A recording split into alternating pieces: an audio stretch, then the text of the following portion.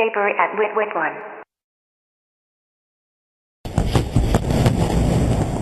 Good morning, Gaza.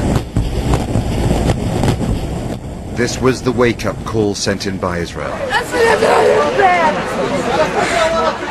Everybody's pointing in this this young woman in the red here, so we'll start with you.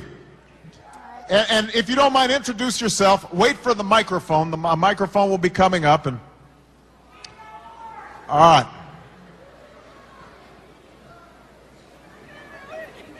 Hello, Mr. President. My name is Leyla Abdelaziz. I'm a student at the University of South Florida. Hey, Leyla.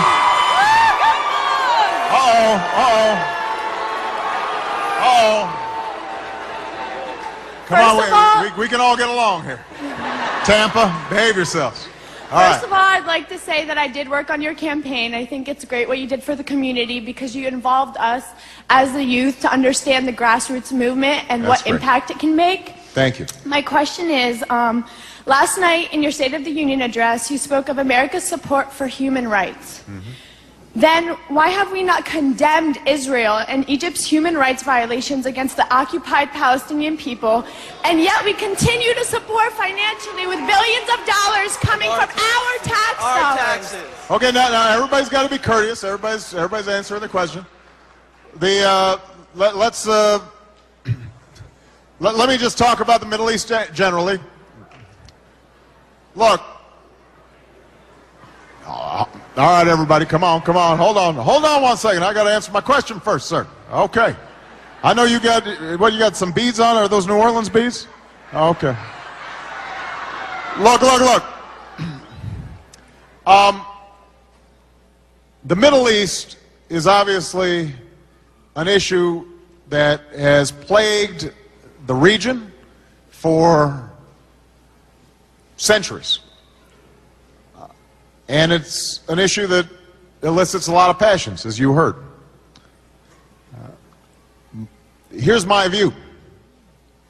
Israel is one of our strongest allies. It has...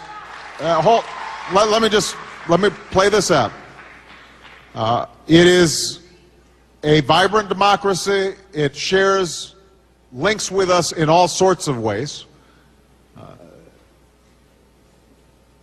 It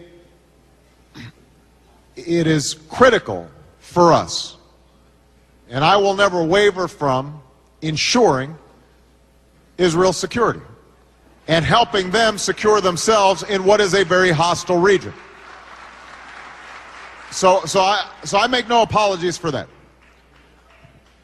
What is also true is that the plight of the Palestinians is something that we have to pay attention to, because it is not good for our security, and it is not good for Israel's security if you've got millions of individuals who feel hopeless, who don't have an opportunity to get an education or get a job or what have you.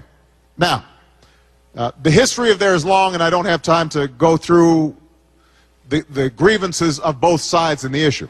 What I have said, and what we did from the beginning when I came into office, is to say we are seeking a two-state solution in which Israel and the Palestinians can live side by side in peace and security. In order to do that, both sides are going to have to make compromises.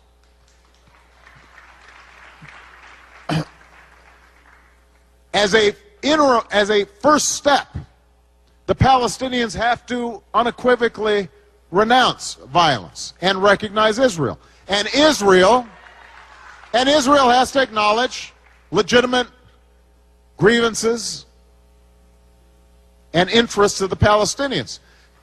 We know what a solution could look like in the region, but here's the problem that we're confronting right now, is that both in Israel and within the Palestinian territories, the politics are difficult. They're divided.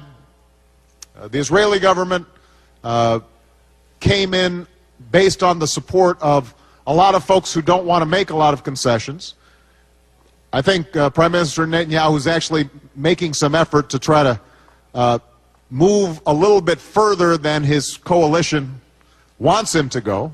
On the other hand, President Abbas of the Palestinian Authority, who I think genuinely wants peace, has to deal with Hamas, an organization that has not recognized Israel and has not disavowed violence.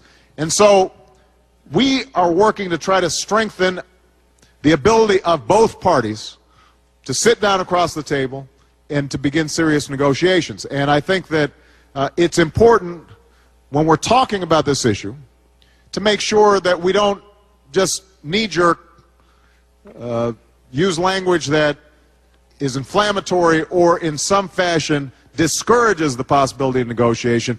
We've got to recognize that both the Palestinian people and Israelis have legitimate aspirations, and they can be best served if the United States is helping them understand each other as opposed to demonizing each other. All right?